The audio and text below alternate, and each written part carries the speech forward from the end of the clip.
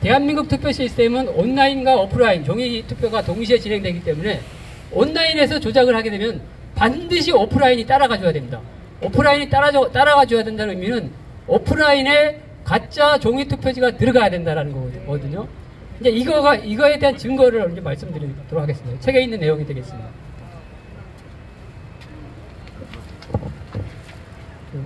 예. 그 온라인에서 이제 조작을 하게 되면은 여러분들은 잘 알다시피 사전투표에서는 관내 사전투표하고 관외 사전투표가 있는데, 관내 사전투표는 실제로 그 사전투표소에서 몇 명이 투표를 했는지를 알 수 없는 구조로 되어 있습니다.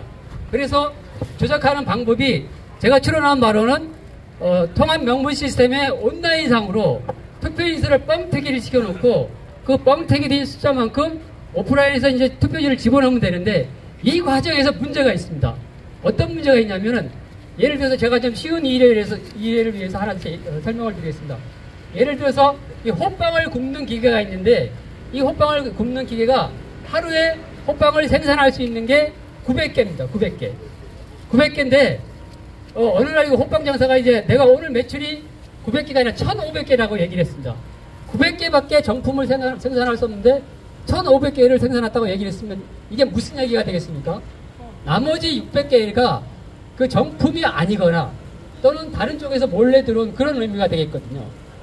이게 바로 이제 실제로 이러한 상황이 그 사전투표에서 나타나는데, 이게 무슨 얘기냐면은, 사전투표에서 해보신 분은 아시겠지만, 사전투표지 발급기라는 그 노트북하고 그 잉크젯 프린트가 있습니다. 이 발급기 한 세트가 하루에 발급할 수 있는 투표인수가 선관위에 있는 편란 기준으로 하면은 900명 정도입니다. 900명 정도. 하루에 발급할 수 있는 게. 이거를 초로 따지면은 한 48초 정도 됩니다. 즉, 48초마다 한 명씩한테 투표지를 발급할 수 있는 그런 물리적인 상황인데, 이 4.15 총선, 대선, 이때 그거보다 훨씬 짧은 시간, 심지어 20초마다 한 명씩 투표를 발급하는 그런 사전투표수가 부지기수로 있다는 얘기입니다. 그러니까 아무리 빨리 발급을 해도 기본적으로 40초 밑으로는 들어가기 힘듭니다. 들어가기 힘든데, 이런 물리적인 상황이 있음에도 불구하고 사전투표소에서 제가 다 조사를 해보니까 빠른 데는 20초마다 그러니까 투표지가 한 명씩 발급된 거고요. 뭐 25초, 30초 정도 이렇게 된 것입니다. 예. 네. 그래서 그 차이 나는 양만큼이 결국은 가짜 투표지라는 얘기고요. 그 가짜 투표지가 들어갔다라는 거가, 이거는 물리적인 현장 상황을 고려해서 빼박 증거가 된 거기 때문에 이 증거를 가지고 싸우게 되면 얼마든지 이길 수 있는 겁니다. 두 번째로 이제 지난번에 설명드린 대로 완산구 삼천삼동에서 비례대표 투표지가 10장이 더 나왔지 않습니까? 이거는 또 마찬가지로 싸워서 완벽하게 일 수 있는 증거고요. 그 다음에 세 번째가 이제 이번 교육감 보궐선거 때 동작구에서 발견된 5장짜리 뭉텅이 투표지. 이건 또 마찬가지로 완벽하게 저희가 싸워서 이길 수 있는 것입니다. 그래서 이러한 거 가지고 저희가 들이대서 싸워야 되는 거지, 나머지 좀 애매한 것들 가지고 하면은 이 답이 없는 겁니다. 답이 없는 거. 그래서 이제 일단 정확한 걸로는 이제 세 가지를 말씀드리고요. 그 다음에 제가 또 조사한 바로 또 무슨 일이 있었냐면은, 대통령 선거 때 대구 북계 산격 3동이라는 사전투표소가 있는데, 이 사전투표소에 사전투표 2일차 아침 6시 45분에 중앙선관위가 그 사전투표 관리하는데 전화를 합니다. 유선으로.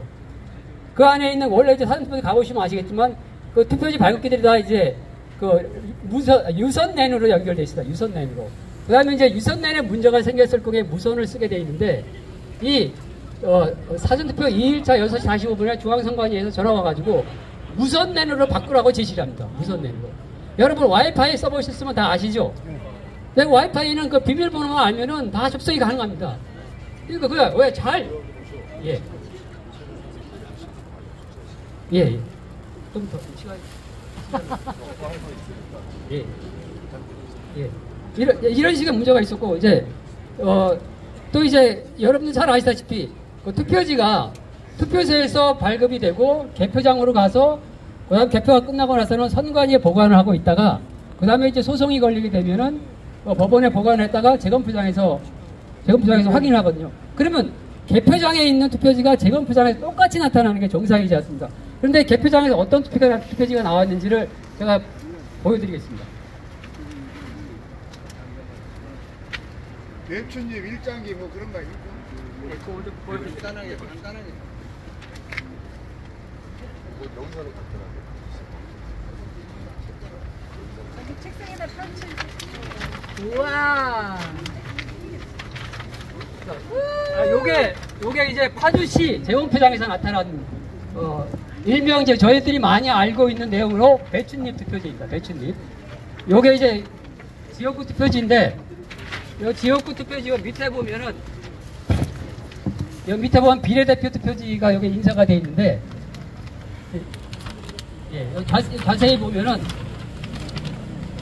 여기 보면 이제, 국회의원 선거라는 거 두 줄에 걸쳐서 인쇄되어 있어요. 두 줄.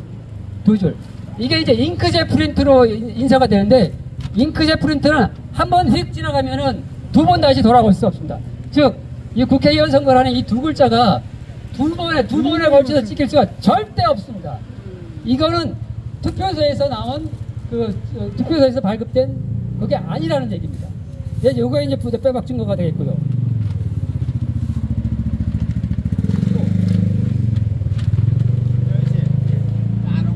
이것도 마찬가지로 그 파주시 재검표장에 나왔는데 이게 당일 투표지거든요. 아까 이제 여기 당일 투표지 밑에 여기 일련 번호지가 붙어 있습니다. 이 일련 번호지가 그 개표장까지는 나올 수 있어요. 개표장까지는 나올 수 있는데 개표장에서 이러한 지역구 투표지는 다 투표지 분류기를 통해서 분류를 하기 때문에 투표지를 분류하는 그 개표 사무원이 이거 모아서 정리를 할 때 이런 것들이 반드시 이게 확인이 됩니다.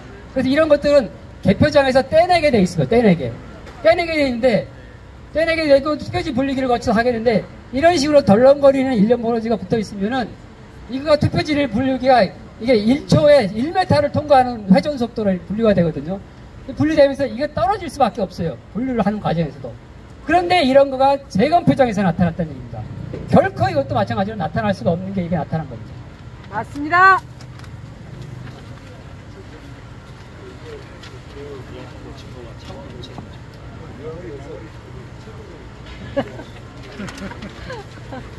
열받았어.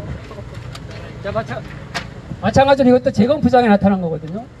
이 투표지가 이제 위아래가 붙어 있는 겁니다. 붙어 있는 거. 예.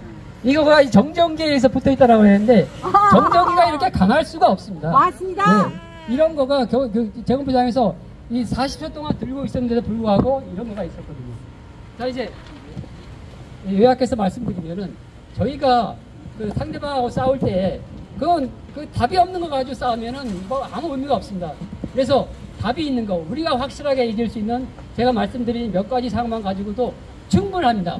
그러니까 윤석열 대통령이 이제 저희가 원하는 대로 온라인 포렌식을 통해 가지고 온라인상의 부정선거 증거에 대해서 발표를 하고, 지금 제가 말씀드린 오프라인 부정선거를 함께 발표를 하면은 온라인을 통해서 조작을 하면서 이런 말도 안 되는 투표지들이 나왔다는 거 함께 발표가 되는 거거든요. 이렇게 하면 이런 거가 이제 국민한테 바로 다가갈 수 있는 거라 보고요. 그러니까 이런 내용들이 저기 있는 책에 잘 정리가 되어 있고요. 그다음에 4.10 총선에 대해서 사실은 이 세 가지 부정선거의 완벽한 증거들이 있는데 요거는 좀 보완이 좀 필요한 사항이라서 오늘 말씀을 좀 드리지 않겠습니다. 네, 이상입니다.